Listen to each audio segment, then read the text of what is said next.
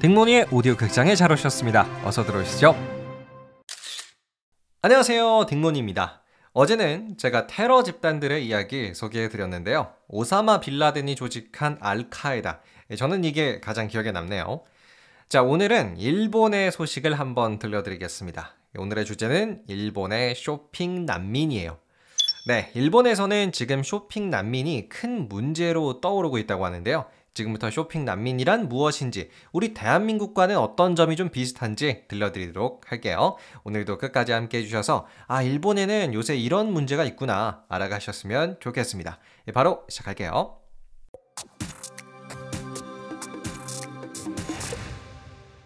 자, 결론부터 먼저 말씀드릴게요. 일본의 쇼핑 난민이란 생필품을 구매할 수 있는 점포까지 500m 이상 떨어져 있으면서 자동차 이용이 어려운 65세 이상의 고령자를 뜻하는데요.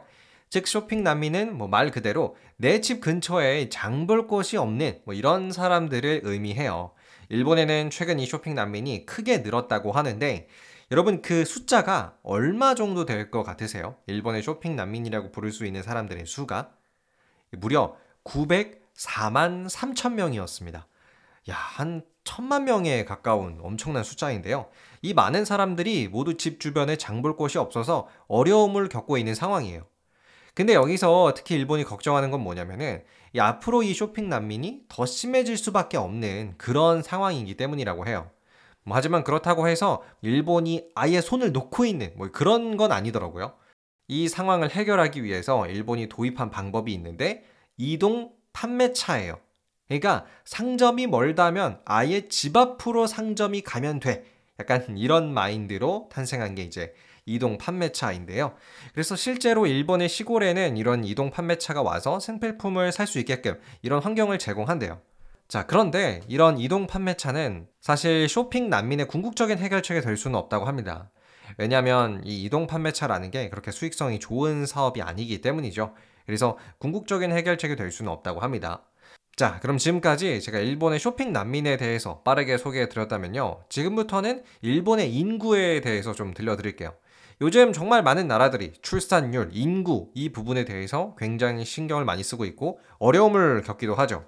우리나라가 가장 어려운 상황을 겪고 있기도 하고요. 자, 근데 이웃나라인 일본도 꽤나 비슷한 문제를 겪고 있어요. 현재 일본의 인구는 1억 2,435만 2천 명인데요. 2100년이면 그 인구가 절반 수준으로 줄어서 6,300만 명 정도로 줄어든다는 분석이 나왔어요. 또 일본 인구전략회의 심포지엄에 의하면은 일본의 지방자치단체 중 744개, 무려 40%가 2050년까지 소멸할 위기라고도 합니다. 그래서 2050년이면은 일본의 수도인 도쿄를 제외하고 모든 지역에서 인구가 줄어드는 현상이 나타날 거래요. 일본도 사실 이런 인구에 대해서 큰 걱정거리를 안고 있죠. 자, 근데 제가 이렇게 일본의 인구 문제를 찾아보다가 새롭게 알게 된 내용이 있었어요. 일본의 출산율인데요.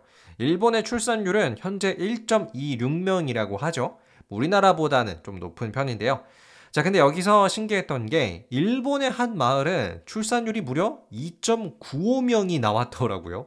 거의 이 마을 대부분의 가정에 아이가 한 3명은 된다 이런 뜻인데 이 마을의 이름은 나기초라는 곳이었고요. 인구는 현재 한 5,765명 정도가 된다고 합니다.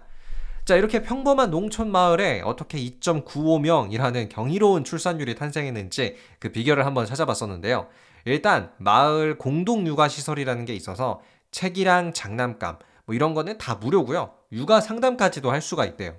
또 일자리 편의점이라는 좀 신기한 제도가 이 나기초 마을에 있더라고요. 일자리 편의점은 한 2-3시간 이렇게 아주 짧게 간단한 일을 할 수 있는 일을 소개해주고 취업하게 해주는 그런 장소라고 합니다.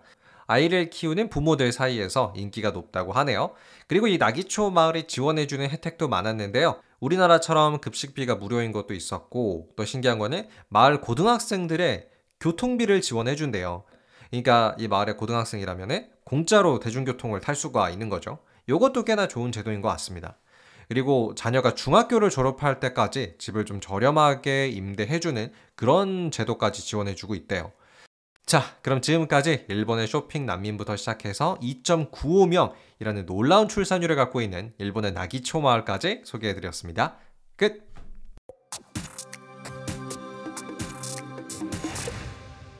네, 오늘은 여러분과 함께 일본의 이야기를 좀 알아가 봤는데요. 우리나라와 비슷한 문제를 좀 겪고 있는 것 같아서 공감이 많이 됐습니다. 여러분은 오늘의 이야기 어떻게 들으셨나요? 댓글 남겨주시고요. 저는 더 재미나고 유익한 이야기로 돌아오겠습니다. 재밌게 들으셨다면 구독과 하트도 꼭 눌러주시고요. 좋은 주말 보내시길 바랍니다. 감사합니다. 안녕히 계세요.